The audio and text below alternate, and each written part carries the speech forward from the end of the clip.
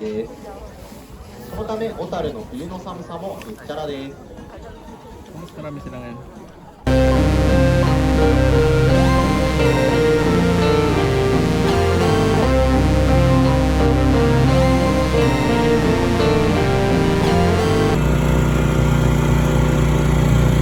Hey everybody, what's up? Wanted to provide a little update here about how ridiculous the weather is in Otaru, Hokkaido. It was like snowing hard, like most of the night last night, and it's still snowing this morning. So I just thought it was like remarkable how much snow this place gets. So by chance, yesterday was also the first night of the Festival of Lights.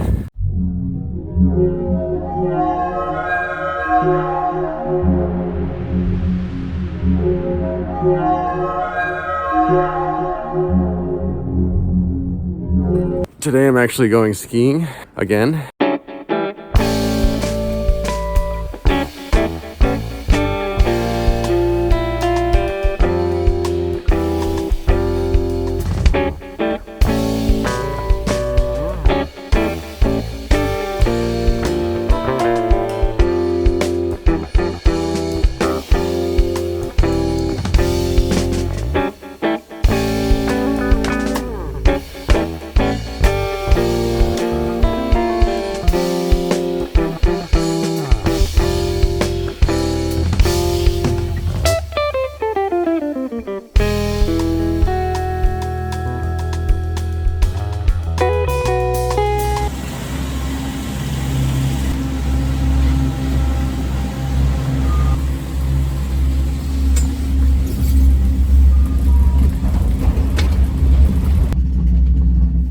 Hey everybody, I'm at Kyoto Ski Resort by myself. Hokkaido is so crazy in the winter because I've only been here for 1 week, but it snows every freaking day. And when you're in these like mountainous areas, it's like a little blizzard up here. I mean, look at this.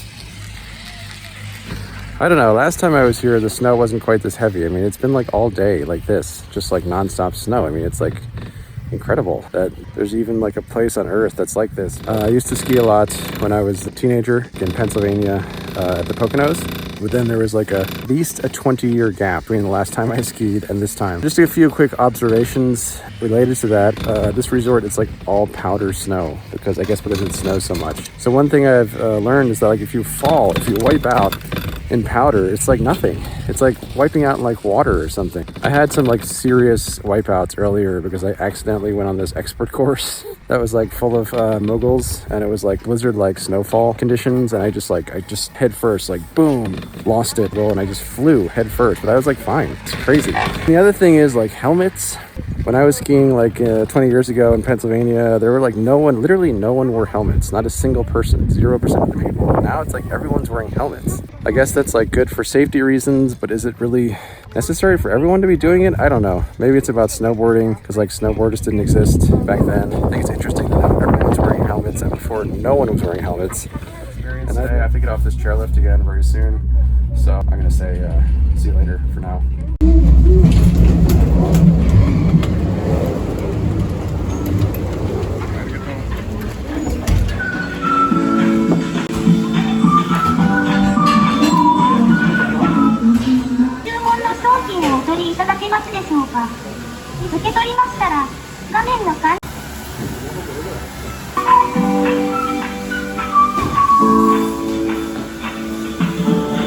Hey everybody, me again. I think I may have pulled my back out after that last ski trip. I wanted to show you my my room here in Otaru because I think it's kind of interesting. Basically, it's like they squeezed as many possible little things into this room as they could. The space is used extremely efficiently. So we have this pretty big bed. It's pretty comfortable. Fits on this like side of the room, and there's like a kind of like a desk here as well. The chair just barely slides under this table, so it's like the biggest possible mattress you could put into this room while still having a desk. There's also a fridge in the room, on top of it a TV, another great use of space here. The room comes with its own water boiler, this desk lamp which I use, this little extension cord, clock radio. Got a nice view out here. Doesn't really have a closet, but it's got these hangers and this little shelf, and it also has this little, whatever this thing is called, like a little fold-out shelf thing to put stuff on. It has this very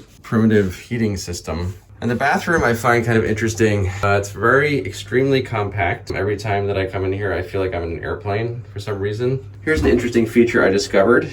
So there's the sink, and if you want to fill up the bathtub, use the same faucet, which extends into the tub from the sink. So this is all like one water system with the shower. And when I first got here, I was like, why is this faucet so long? It's so weird. So like I said before, this is like a very efficient use of space, I would say, and to me it seems like very practical and Japanese style somehow. Unfortunately, it's not the cheapest room I've ever stayed in. So right now it's like middle of February, which is the high season in Hokkaido, because they have all these snow festivals and things. I think on average I'm paying like 70 to 80 bucks per night for this, which is a lot for me.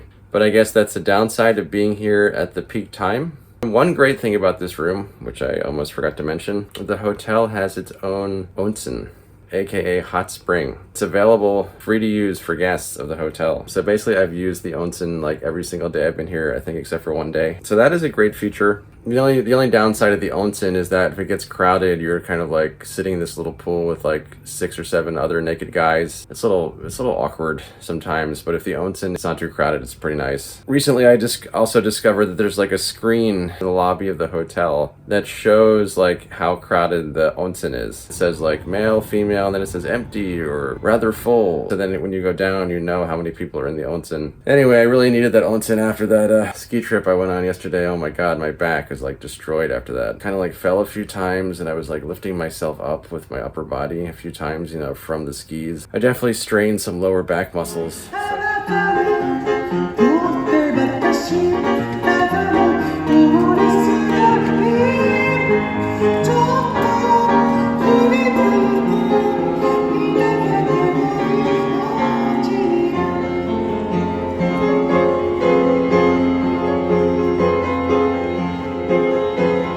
Hey everyone, I just had this amazing sushi eating experience at this place behind me called Oraku. Just a little intro, it's like a conveyor belt sushi restaurant, which I heard was like the best one in Otaru. And usually there's no open seats when I go there because I guess usually I go there like later in the afternoon, but today I went there earlier at noon and I got a little seat at the counter, and I think it was like the best sushi I've ever had in my life. But I have eaten sushi before in my life. The sushi was just so tender and so delectable and so tasty. I don't know how to explain it. It was delicious. Okay, so now if you've never seen the inside of a conveyor belt type sushi restaurant, we're going to check it out. Look at all that stuff on that conveyor belt. There's all kinds of different offerings. There's like a fried vegetable sushi, the maki rolls with tuna, and much more.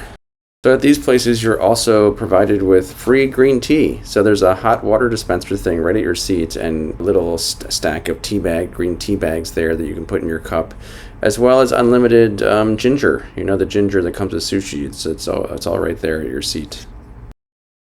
So now we're taking a look at the menu. Look at this extensive menu. It's incredible. There's so many different categories of sushi that you can order that are all priced differently. There's also sake and desserts. Basically, if you can't find what you're looking for on the conveyor belt, you can just order it off the menu by writing it down and handing it to the sushi chef behind the counter. Later, he hands your order back to you. So there's the salmon belly and the tuna sashimi I ordered. And then at the end, they scan all the plates with some kind of machine and give you your bill. Pretty cool, huh? Wow, I'm glad I didn't arrive later like usual. Look at all those people.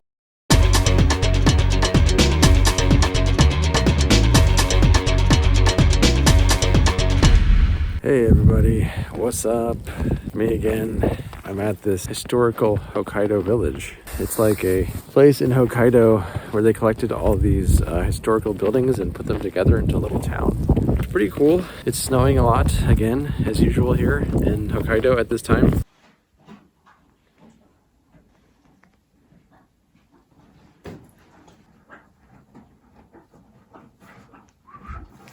So I'm going to go explore the rest of this historical Hokkaido old town, and I'm not sure if I'll be filming anything else from Hokkaido, so I'm leaving tomorrow. Point is, I'm going to sign off for now from Hokkaido, Japan, and hopefully I will see you next time somewhere, someday, somehow. in some capacity, in some lifetime, in some universe, in some form, in some thing different. And on that note, I'll check you on the flip side. よいしょ。おーしょ。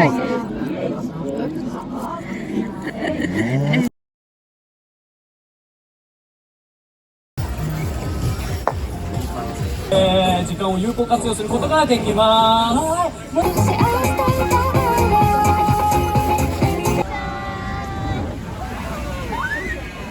寒さ対策十分にとっていただきたい。走